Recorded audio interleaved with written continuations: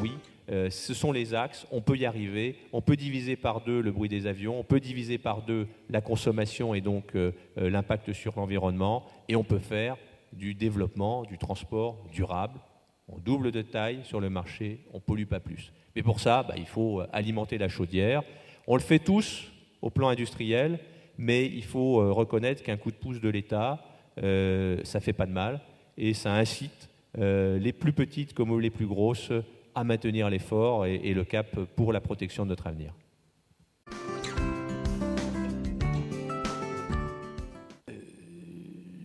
Du point de vue des États, nous ne respectons pas le contrat. Et les États ne nous ont pas vus mettre en place toutes les mesures pour sortir la 400M de l'ornière. Alors on a eu le courage de dire stop, arrêtons de diverger, nous Airbus, nous la partie espagnole de ADS et l'ensemble de nos grands partenaires, y compris, mais pas seulement le motoriste, qui ne sont pas parfaits non plus sur cette affaire. Tirons un trait, voyons quelles peuvent être les performances de l'avion. Oui, on sait faire un avion qui sera très bon et qui répondra parfaitement aux besoins opérationnels exprimés à l'origine. Il n'y a plus de débat véritablement là-dessus. Oui, il nous faut plus de temps. Ça n'est pas raisonnable.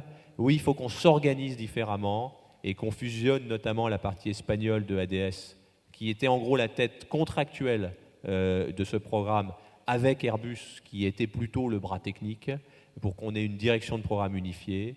Il faut qu'on travaille de façon beaucoup plus proche avec les motoristes comme Safran, Rolls-Royce, avec les grands industriels impliqués comme Thales, et qu'on remette sur pied le programme.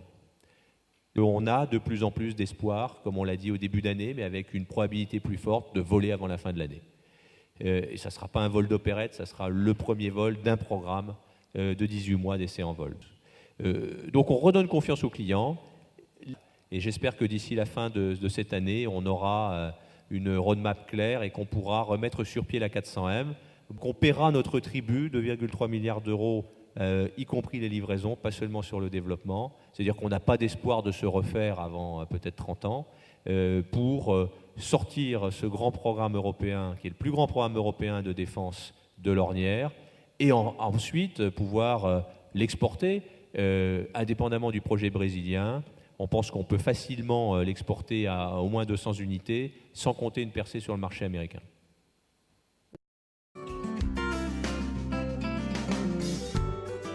Donc on peut gagner une deuxième fois, dès lors que les conditions de l'appel d'offres seront fair and reasonable, comme on dit. Donc on va regarder ça. Pour l'instant, c'est prématuré. C'est pour nous un élément très important de notre stratégie internationale. Rentrer sur le marché militaire aux États-Unis face à Boeing, on comprend qu'il faut être bien meilleur que Boeing pour y parvenir. On l'a été une fois, pourquoi pas deux.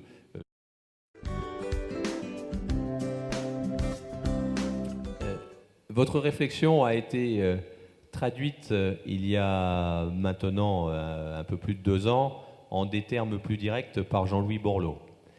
Il a eu cette réflexion en disant « mais je ne comprends pas qu'autant de grands cerveaux soient aussi nuls », il avait employé un autre nom plus cru, dans la communication.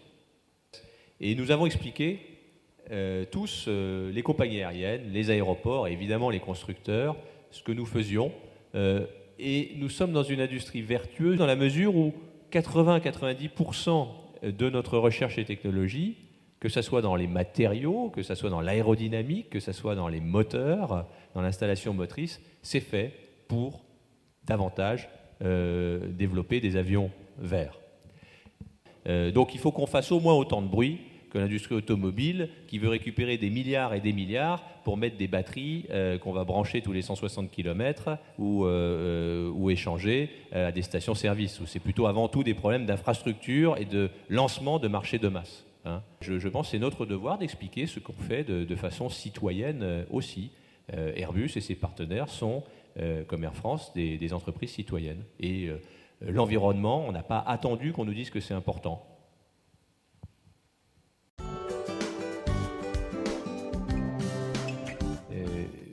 Les collectivités locales soutiennent bien Airbus. On a, du point de vue des collectivités locales, je crois, une demande, c'est que même Si la grande région Midi-Pyrénées doit se diversifier dans des technologies nouvelles, c'est évident, ou dans des métiers nouveaux, il faut qu'elle garde en tête que l'aéronautique, et pas seulement Airbus, l'espace, c'est un cœur de métier, c'est un cœur de métier qu'il faut conserver, qu'il faut développer. C'est, par exemple, maintenir des emprises foncières disponibles pour la croissance. Ce n'est pas la fin de cette industrie. Hein, et on est en train de montrer, je crois, qu'il y a encore un bel avenir. Ça ne sera pas, je l'espère, la seule industrie majeure de cette taille dans 20 ans ou dans 30 ans dans la région toulousaine, mais il faut la conserver, il faut la soutenir. Et merci, Madame le député, pour ce que